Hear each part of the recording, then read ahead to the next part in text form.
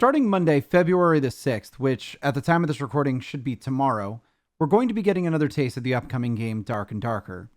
They'll be having another open playtest, which is available on Steam, between February 6th and February 13th. In their past playtest, they have extended the end date a few days, but the intended end date of this one is February 13th. Now, keep in mind that the development of this game is still ongoing. Some of these changes are not set in stone, and things may change rapidly as they go through different playtests and into early access. So without anything more, let's go ahead and go over the changes. Overall, for this playtest, they plan to focus more on accessibility and appealing to newer players.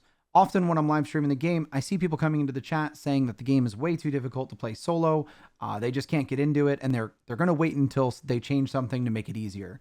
I can see where they're coming from in this type of change or direction. They need to make sure that people can enjoy their game, right? There won't be any major gameplay changes this playtest.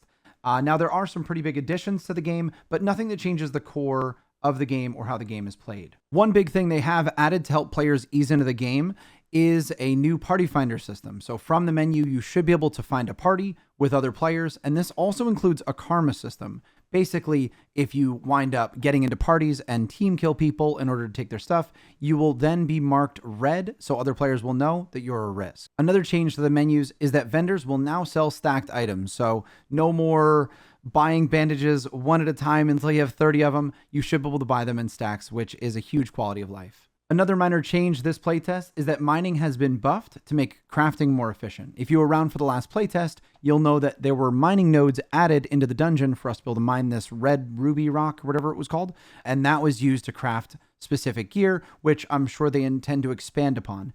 Unfortunately, the mining was very tedious and slow, so hopefully this playtest we're going to see a bit more incentive to get that stuff done. Another thing that was touched on is that the stash between characters is still not shared, but would be easy to do.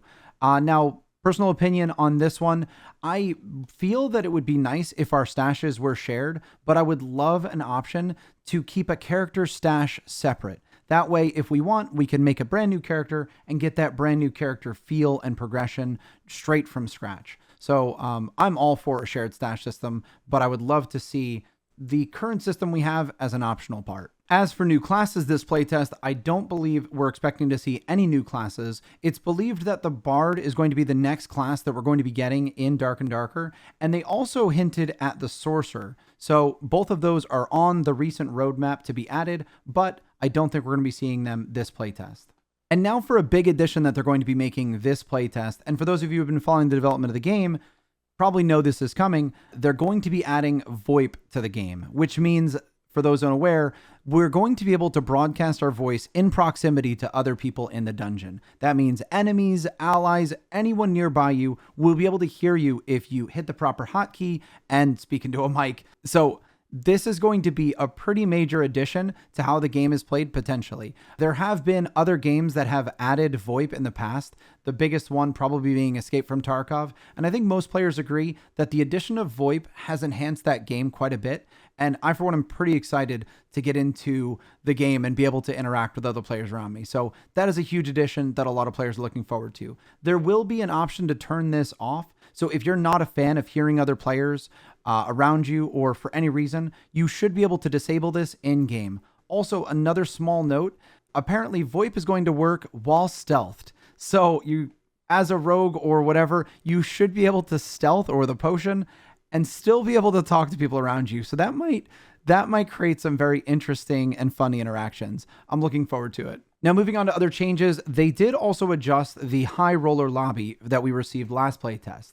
If you missed last playtest, the high roller lobby was essentially an optional way to go into the dungeon in which you would pay a set amount of gold and go into a high roller dungeon. These dungeons featured harder mobs, but better rewards. They felt that the difficulty was overtuned, and I could see that. If you went down to the third floor in the last playtest, for 1 to 2 players, it was extremely difficult to survive through. So it looks like they're tuning down the mob difficulty from the high roller dungeon and increasing some of the rewards that we're going to see there. I think they really want to incentivize more experienced players or just average players to start going into high roller dungeons. In this upcoming playtest, they said that they wanted to greatly incentivize us going and killing the bosses of the high roller dungeons. These were one of 2 different bosses that you could find in the hell level of the game, basically going through the red portal into the 3rd floor.